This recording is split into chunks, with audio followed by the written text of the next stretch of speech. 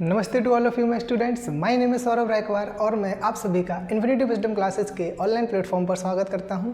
हम लोग class 9th maths NCERT की कंप्लीट बुक का सॉल्यूशन कर रहे थे, जिसमें हम लोगों ने अब तक चैप्टर 7 को कंप्लीट कर लिया है। आज हम लोग एक्सरसाइज 8.1 का क्वेश्चन नंबर 1 उसको डिस्कस करेंगे, लेकिन क्वेश्चन नंबर 1 पर मूव करने से पहले जिन स्टूडेंट ने अभी तक चैप्टर 7 की प्लेलिस्ट को जाकर विजिट नहीं किया है तो यहाँ आपको लिंक शो हो रहा होगा, प्लीज़ जाइए और विजिट कीजिए, चैनल को सब्सक्राइब कीजिए, अपने दोस्तों के साथ शेयर कीजिए। आइए अब हम लोग क्वेश्चन नंबर 1 को डिस्कस करते हैं। क्वेश्चन में गिवन है, if the diagonals of a parallelogram are equal then show that it is a rectangle.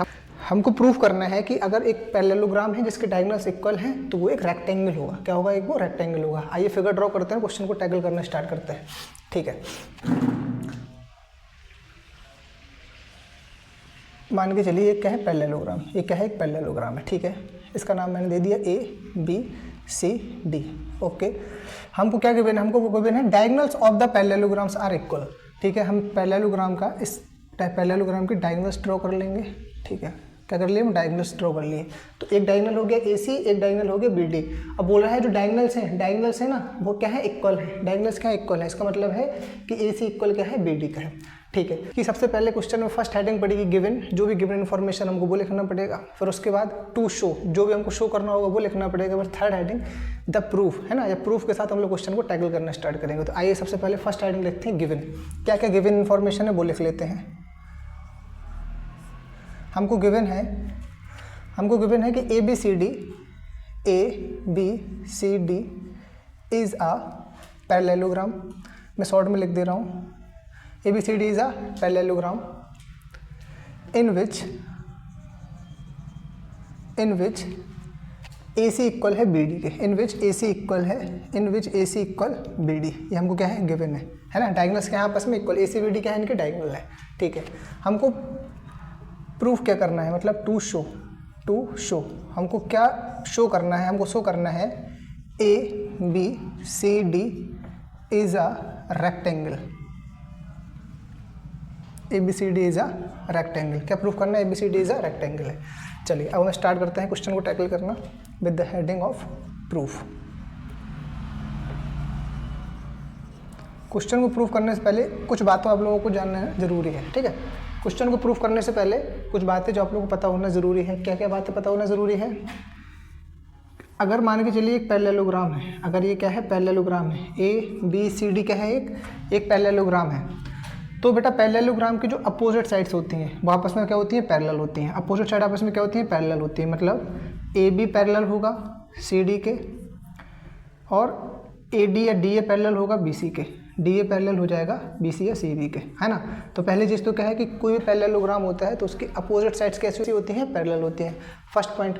Second point क्या है कि पैरेललोग्राम के अपोजिट एंगल्स क्या होते हैं? आपस में इक्वल होते हैं। अपोजिट एंगल क्या होते हैं? इक्वल होते हैं। मतलब एंगल A इक्वल होगा एंगल C के, और एंगल B इक्वल होगा एंगल D के। दो पॉइंट आप लोगों को समझ में आ गए होंगे। क्या? कि पैरेललोग्राम की अपोजिट साइड्स पैरेलल होती हैं और अपोजिट एंगल क्या होते हैं? इक्वल होते हैं। थर्ड पॉइंट ये है कि टू कंसेक्यूटिव एंगल, किसी भी पैरेललोग्राम के दो कंसेक्यूटिव एंगल मतलब एक साथ लगे हुए एंगल, है ना, उनका सम होता है 180 डिग्री। क्या होता है? 180 डिग्री। मतलब angle A plus angle B consecutive है, अगल बगल वाले एंगल हैं, तो दोनों का सम कितना होगा? Angle A plus angle B की वैल्यू होगी 180 डिग्री। ऐसे ही एंगल B और एंगल C की वैल्यू भी क्या होगी? 180 डिग्री। ऐसे ही एंगल C और एंगल D की वैल्यू भी क्या होगी? 180 डिग्री। और ऐसे ही एंगल D और एंगल A की वैल्यू भी कितनी होगी? 180 डिग्री। आई होप इतनी बातें आप लोग समझ चुके होंगे। ठीक है, मैं इसको हटा देता हूँ।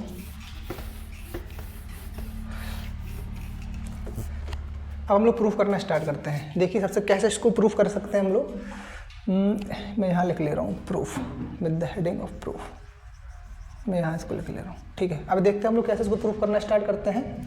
तो सबसे पहली चीज़, हम यहाँ दो ट्राइंगल्स का यूज़ करने वाले हैं। इसको रेक्टेंगल प्रूफ करने के लिए दो ट्राइंगल का यूज़ करने वाले हैं। देखिए कैसे ट्राइंगल का यूज़ करने वाले हैं। एक मैं ट्राइंगल यूज़ कर रहा हूँ ABC, लिखेंगे in triangle ABC and triangle. एक मैं दूसरा ट्राइंगल भी यूज़ करने वाला हूँ। कौन सा? एक BCD यूज़ कर लिया, एक होता है DCB। एक हमने ट्राइंगल यूज़ किया DCB। दो ट्राइंगल मैंने यूज़ किए। कौन कौन से ट्राइंगल यूज़ किए मैं ड्रॉ कर ले रहा हूँ। एक मैंने यूज़ किया ये वाला ट्राइंगल, इसका नाम है ए बी सी, और एक मैं यूज़ कर रहा हूँ ये वाला ट्राइंगल, इसका नाम है डी सी बी। मतलब ये दोनों ट्राइंगल, एक हो गया ये डी सी बी वाला और एक हो गया ये ए बी सी वाला ट्राइंगल। दो ट्राइंगल आप लोगों को शो हो रहे होंगे।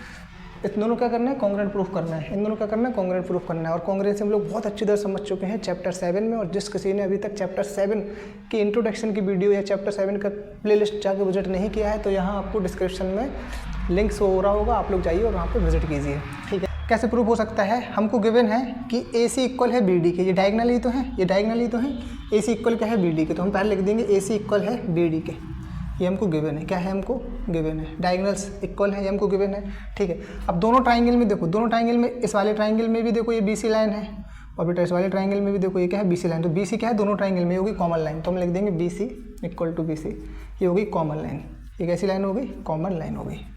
थर्ड चीज़ समझो, थर्ड चीज़ क्या हो सकता है इक्वल, थर्ड चीज़ हो सकता है ए बी इक्वल क्या हो जाएगा C D, A B equal क्या हो जाएगा, ए बी इक्वल क्या हो जाएगा, सी डी हो जाएगा।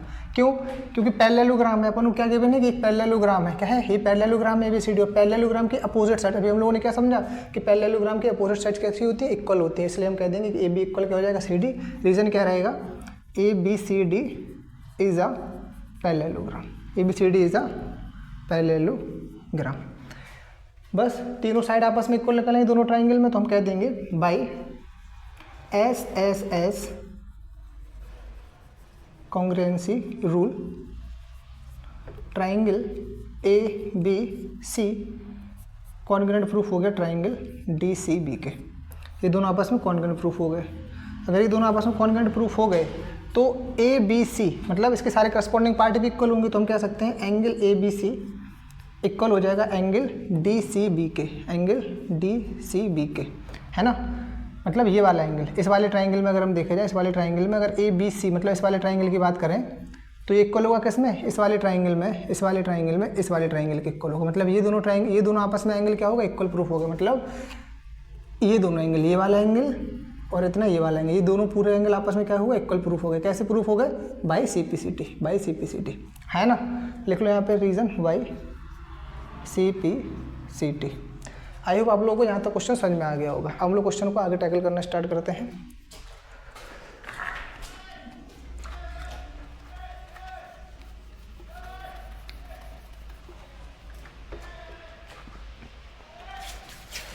अब देखिए आप लोग,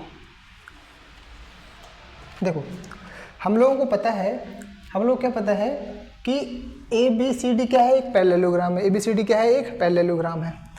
और पैरेललोग्राम में अपोजिट साइड्स कैसी होती है, पैरेलल होती हैं। तो हम इसका यूज़ करने वाले हैं, पैरेलल लाइन्स का ही यूज़ करने वाले हैं। तो हम लिखेंगे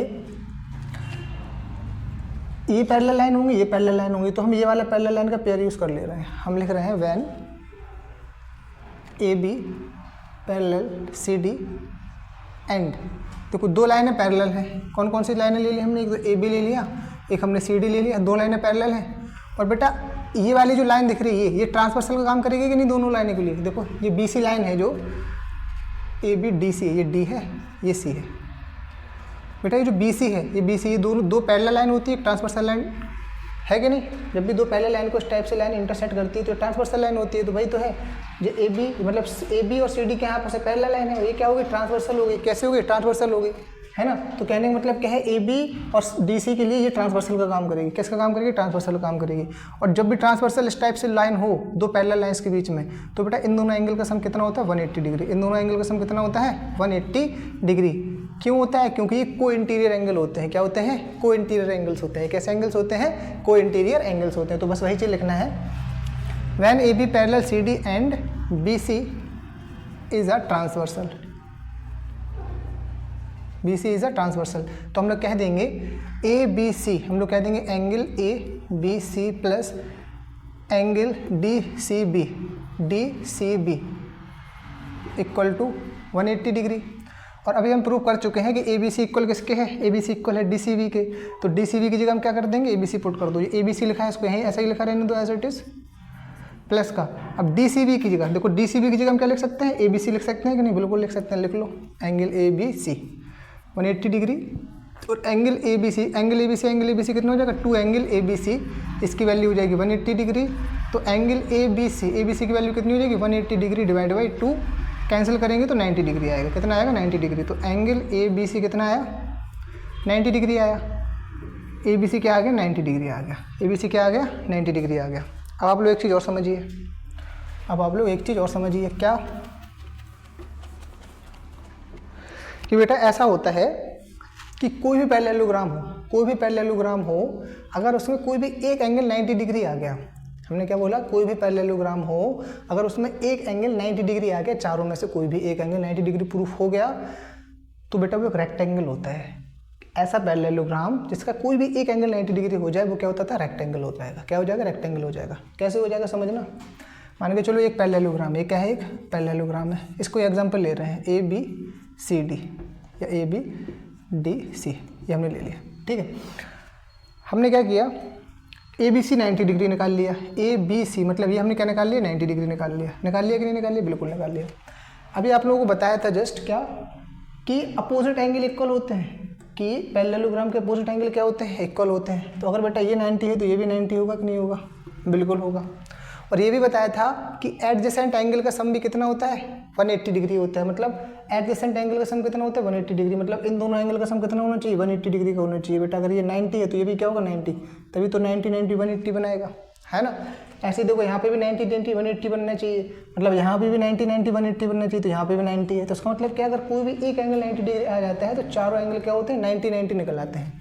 और ऐसा पैरेललोग्राम हम लोग इंट्रोडक्शन की वीडियो में पढ़ चुके हैं। इंट्रोडक्शन की वीडियो जिसने अभी तक नहीं देखी है क्वाड्रिलेटरल की, यहाँ पर लिंक शो हो रहा होगा, जाकर इंट्रोडक्शन की वीडियो देखिए, आई बटन पे क्लिक कीजिए, डायरेक्ट इंट्रोडक्शन की वीडियो पर आप लोग पहुँच जाएंगे।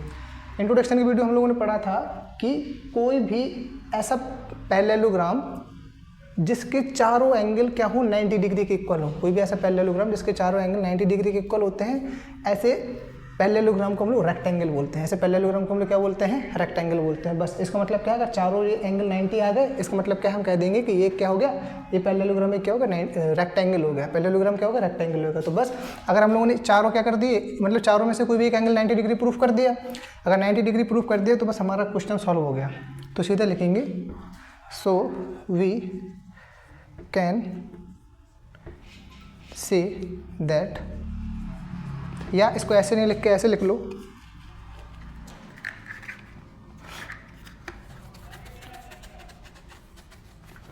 यहाँ लिखो वी नो दैट, लिख लो we no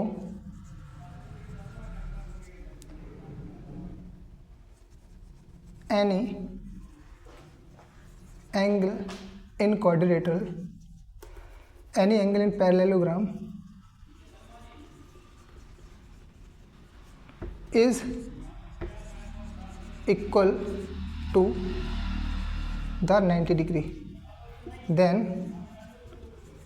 it is a rectangle. Proved. I hope आप लोगों को क्वेश्चन नंबर 1 समझ में आ गया होगा। जिस किसी को क्वेश्चन नंबर 1 समझ में नहीं आता है, जो भी डाउट बचता है, आप लोग कमेंट में बताएं, अपने दोस्तों के साथ शेयर करें। अगर कुछ भी आपने वीडियो में सीखा हो, कुछ भी इन्फॉर्मेटिव लगा हो, आप लोग प्लीज़ लाइक कर दें, चैनल को सब्सक्राइब कर दें।